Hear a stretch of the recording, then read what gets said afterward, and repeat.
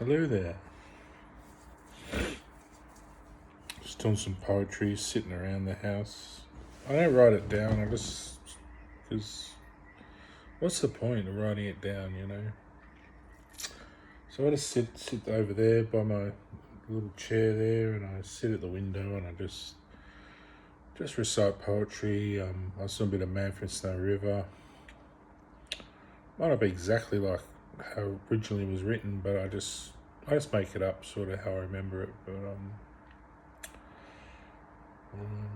I was thinking how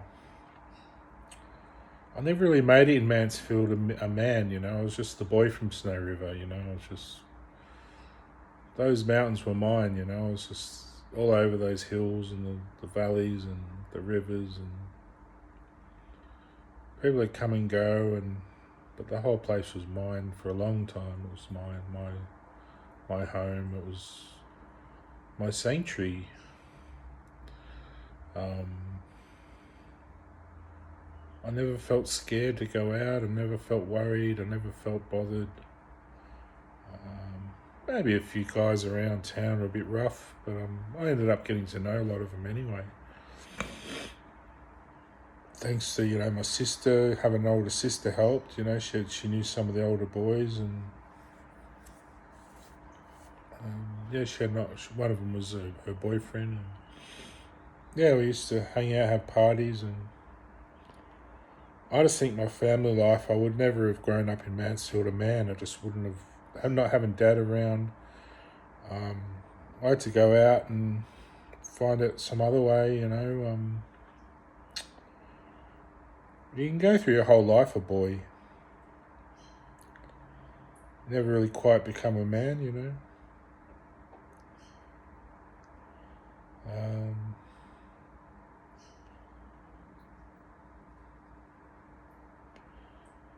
I think there's a reason. It might sound a bit airy-fairy, up in the air sort of rubbish, but it's a serious thing.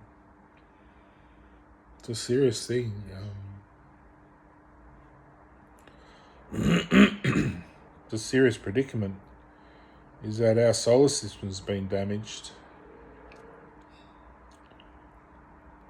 and I think Andromeda's too, and it's changed the mechanics of the world. It used to be, I remember a time long ago where you talk about the stars uniting and coming to alignment, and then people would fall in love, and it was a blissful time. It was bliss. There was no worries in the world. It was just, why should there be? Why should there be worries?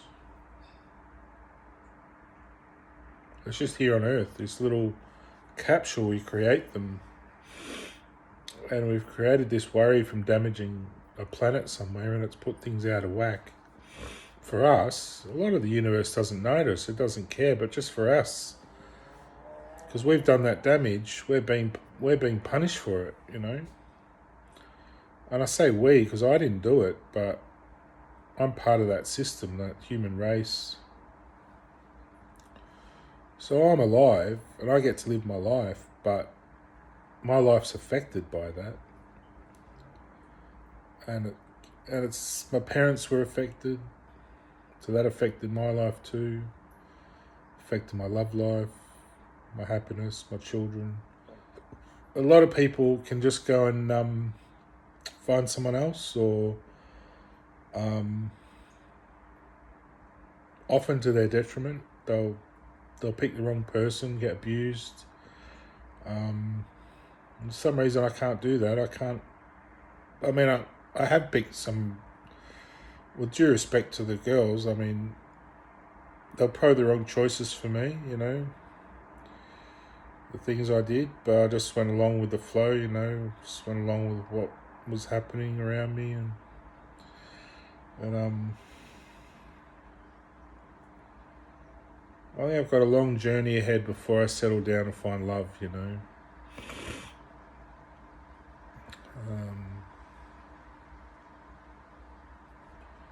My life was pretty much a peach until adulthood. It was becoming a man where it struggled, because it's quite a jump.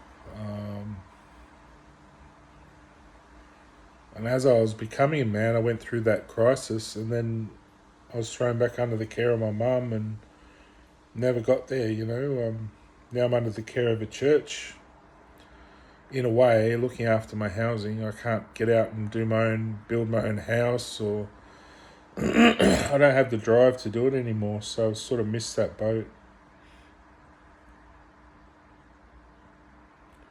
Unless I shack up with a wealthy woman, I'm not going to make it to having my own home together with someone. Unless somehow I have a windfall, or a business, or something changes in politics, or the way we're paid or something, to help me get working and find the right job. And I've lost interest at school. I can't do that. It's too hard. Like I'm struggling, falling behind. I'm going to have to repeat the whole thing, and it feels unnatural at school, the way it runs. I don't want to be there. So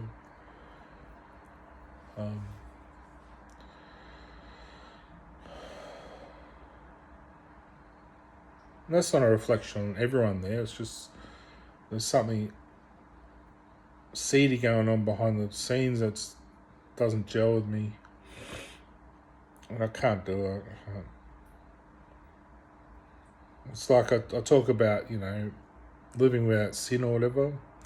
So it's like someone there's deliberately trying to cause me to commit sin or something, or someone's doing something around me, either in my home or there or around this area, or someone who doesn't agree with my beliefs, so they're trying to challenge them. No, you shouldn't do that to people at school. You should respect their beliefs. So that's goodbye from me. But yeah, my journey is going to go through space, I think. That's where it seems to be going. So I'm going to get out there, fix up these planets, do something in this solar system, make it work better for me and my family, and it should be a more enjoyable experience. We shouldn't have memories in our minds that all that's ever been is suffering.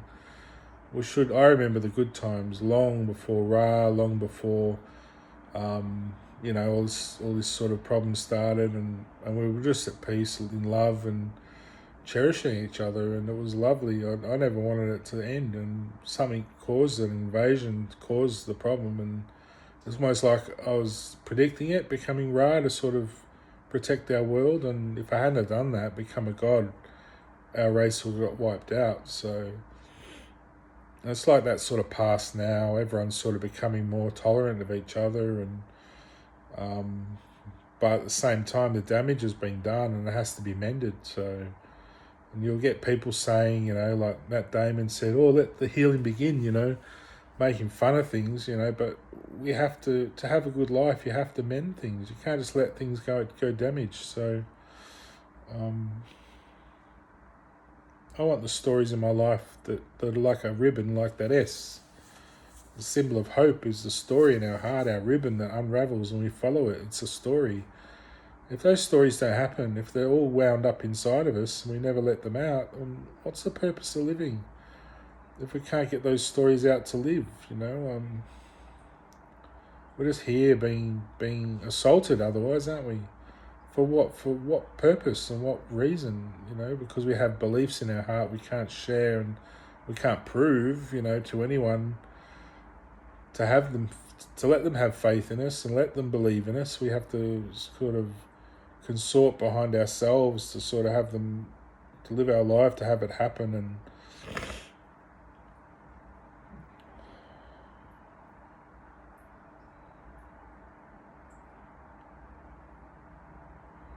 so I think I'll have a long journey and then fix this world up, fix up the high country, fix up all these towns. With due respect to technology, I just think it's far too complex to make up all the systems in our home. Maybe in a business, maybe in a spaceship, maybe even in a car, but just in our home, I think it's too much of a distraction from all the good things, and we're getting obsessed with sitting behind screens. And it's leading us into a matrix we can't fathom to get out of, because all these innocent people are getting wrapped up in all these screens, and eventually it's going to get absorbed into our body, as things do, because you focus on something long enough, it will become part of your body. And there's no way out then. You become a droid. And, a lot of civilizations end up in those UFO spaceships trying to survive, and really they just die. It might sound dramatic and like, oh yeah, right, we go and do our trucks, but half the time you're on your screens, you're on your phones, you're on your devices, and it's just going to get more and more complicated and worse, and to the point where people are busting their chops trying to understand it, and really it's going to be a system of computers challenging us then to understand it, and it will become our sort of demonic god that we have to stand up to and admire and sit and worship, and we'll just get absorbed into it. And that's the Matrix nightmare that's ahead of a lot of the world. And I just think there's room there to challenge that and to change it, and that's what I'm endeavouring to do, because I talk about building spaceships in my spirit, and I know it's hard to believe, but what I have done is created machines that don't challenge you like that. They work for you to help you in life. They don't just challenge you to constantly confront you with spam and pornography and all these sinful, horrible things that everyday life shouldn't have in your face all day long. Violence constantly at young people's minds and faces, and I know some of you are out there doing pornography and you're happy in your life and you're making money, but for a lot of people they just don't want that in their faces, your life in their faces, with vaginas and dicks, and not just that either, all the spam, all the hacking, all the scamming, or it's just constantly in these boxes in our lives. And why should we put up with that all day? It leaves us no room to go out and find love, or we just have to become one of them, and it might sound like a whinger, and I should go out and do pornography and see what it's like and all that.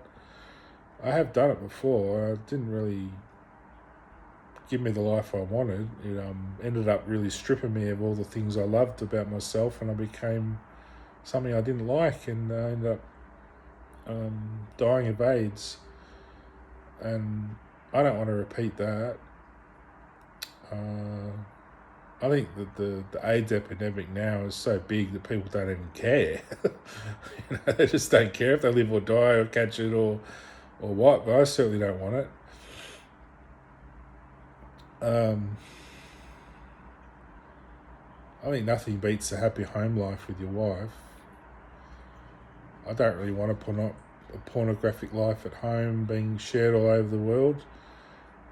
I just want a normal home life. If we want to do those things, they'll be private. If we want to make pornography, we'll share it amongst our friends or the people we're making it with, I just don't want the whole world looking into my world like that, and just I can see the differences, and for me, pornography is 1%. Well, not just pornography, but that whole internet life of putting yourself on screen all day and night, flashing your parts and basically prostituting yourself, is a 1% club to me, in a way that they're 1% living.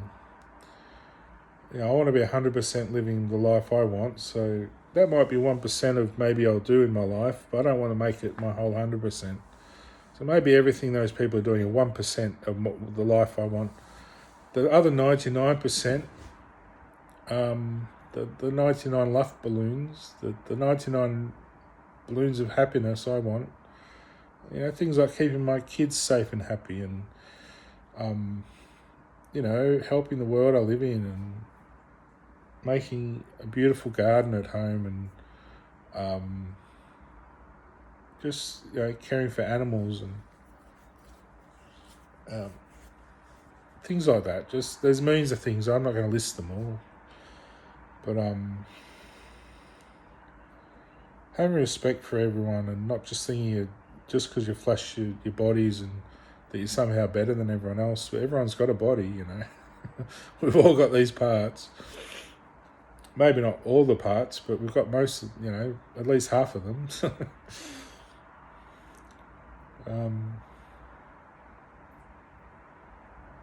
The life I'm craving is my authentic love life.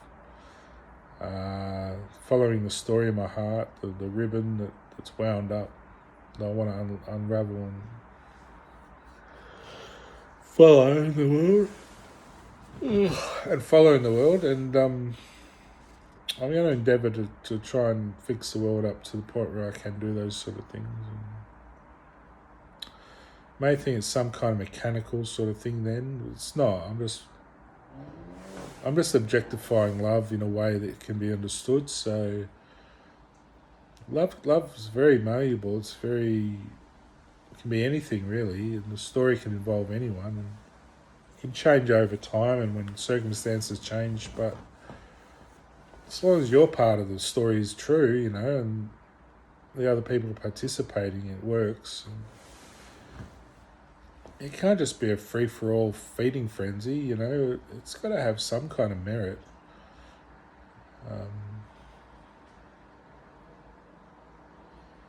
What I saw when I was younger is the most beautiful, beautiful things happening, and then all this detriment happened to me, and I saw it all smash apart in one moment, and it was probably just like going through death in a way. It was just, I didn't die, but my world died. So my life died. But I wasn't affected at all. So you're fed with all these drugs and you're fed with all this stuff, but my body wasn't affected.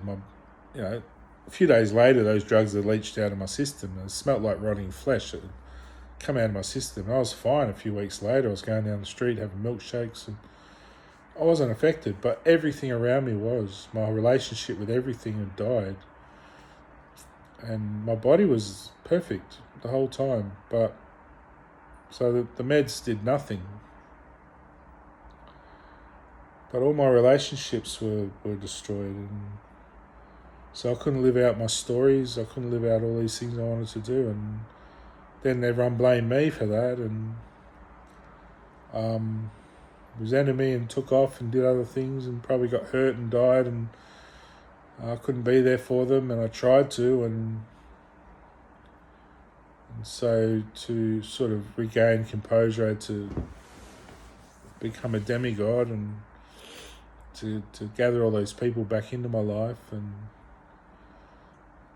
no one really knew. It was just my soul healing, my spirit healing, my body, my spirit was always there, but it started healing up, and then people again didn't like that. They assaulted me again, the police, and then put me back through all this stuff again, and then I fought on, and I had to evolve as Superman by then, and it's part of my growth anyway. So really it's all fate, really. You couldn't avoid any of it. I think that's the way the world is a lot of the time. You do get choices. You get choices between a selection of good choices you do in the day. You might think, oh, do this, or this, and you choose one. You could have done any, it's just the choice you make at the time, which is part of your pathway, but at the same time, you can switch one to the other at any time. So it is a choice you're making. And there's also a selection of evil choices you can do, bad things, and I've switched off from that. I let that happen as a magical sort of. I've turned my evil to life. Or living. Or live. I've turned the evil around to live. It's evil. Really is just pulling yourself back in the past, back to your birth. I don't want to go back there, back to death. I want to go onwards to the future in my life and the magical elements in it. And I think by the time I've finished all this, and I've come around full circle, the world's back how it should be, everything's back in the right place. Like the Radiohead song, everything in its right place. So he suffers too, you know, whether he's singing about himself or someone else. The songs talk about suffering. I'm not saying about Tom, what he goes through. It seems like he's singing about his life, but it could be all sorts of things, other people or whatever. But when he says everything in its right place, I know what he's saying, you know. And people will rebel against that and say, no, that's boring, and that you got to get out and hurt everyone and break everything and smash everything, and it's a war out there. Love's a war, and you know, get what you want, and you know, get them on drugs and rape them, and yeah, that's the way to be. Well, that's some might agree it's a turn on, or but how many people have to suffer for that, you know?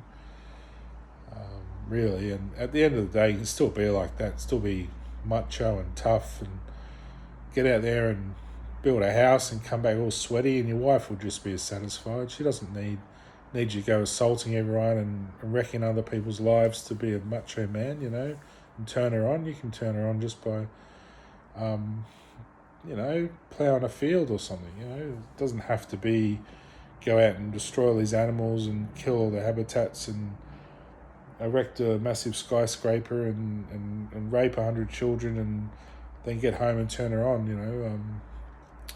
There's other ways to do it without harming anyone, I think, but you'll all probably say, oh, poofda, or, you know, whatever, come up with all your offensive words to say you don't know what you're talking about or whatever, you haven't done it, and it's like, yeah, I've done it, I've done everything. At some point, I came back just to have a romantic life with my soulmate, and cherish and enjoy all the things I've made throughout my history, which is what I'm surrounded by. All the things in here I've helped build, you know. I'm not saying I've done it all on my own, but I've helped create all this stuff. I look around and can see the designs in my heart and mind, all the stuff I've done just to create a comfortable lifestyle, where I can sit and enjoy a story on TV, or I can, you know, I helped build the first TVs, and maybe not all these new flat screens, but I helped design the computer systems, and you know, I was sort of what inspired Unix, which is what all these systems are built upon. So I've taken it to another level now in a way, and I just want to go out and find all that. That's my journey. Of course, I welcome other people on that journey with me if they want to. No one's put their hand up yet, but I've got plenty of support out there anyway, so I'm not just doing it on my own. You know, I've got angels, and I've got my Wookiee, and sounds fantastic and crazy, but these memories come from somewhere when you go places, and they're all very nice memories for me.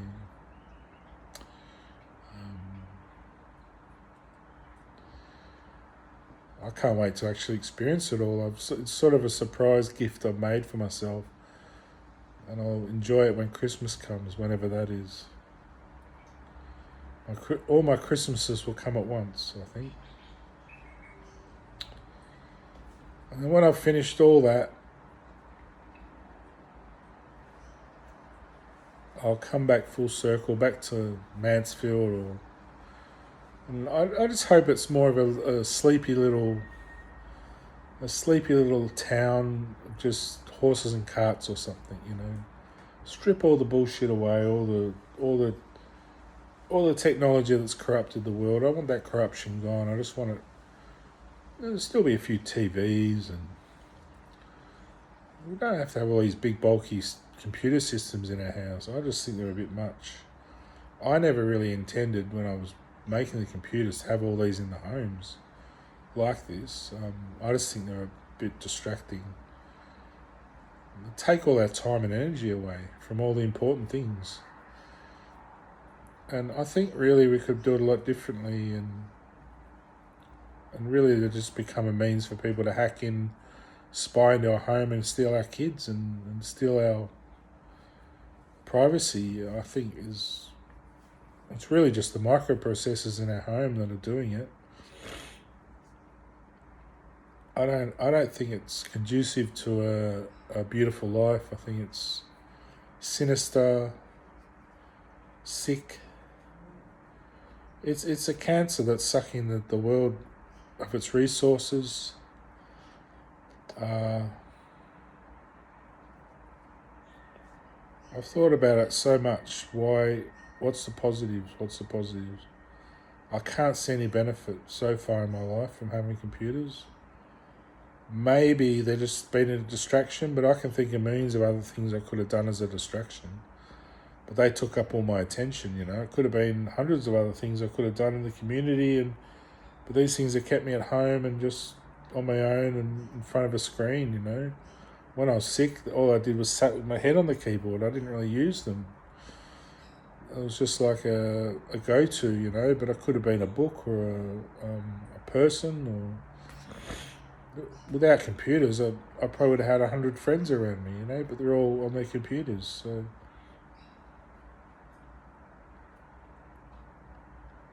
maybe there's some alternative. The other night, I just tried doing a basic thing on mine. Ended up taking me 4 hours just to get the damn thing to do what I wanted to do, you know. I tried to copy a disc the other night. It just kept corrupting, you know. I got a disc from the op shop. It worked. Then I put it in my Xbox, and now it doesn't work. You know, it hasn't been anywhere else. Why is my Xbox corrupting my DVD? You know, it's just endless problems with these things. It's like a mishmash Frankenstein. I just don't want in my life. I don't want a Frankenstein monster in my house anymore. I want the real thing. I want a beautiful servant robot or something instead of all this shit. Something that works for me, not something that's going to irritate me and bug me and spy on me and hack me and get my information and basically fuck my life up, you know. I don't want that in my home.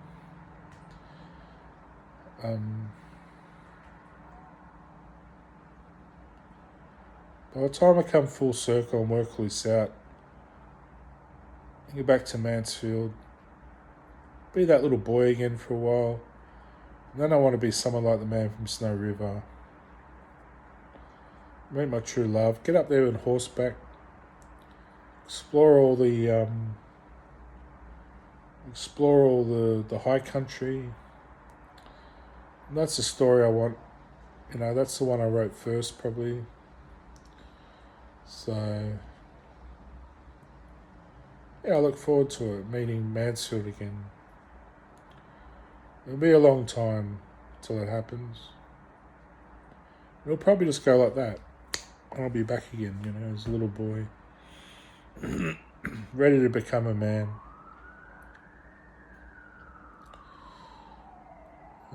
Got a lot of work to do though as a god now. As a Superman, so I've got to go do all that before I get back to just being a regular human being.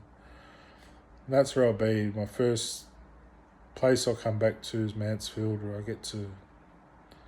Hopefully all the old faces are still there, you know. My old friends, and it all works out this time. I want it all to work out. I want to fall in love and write some poetry or something.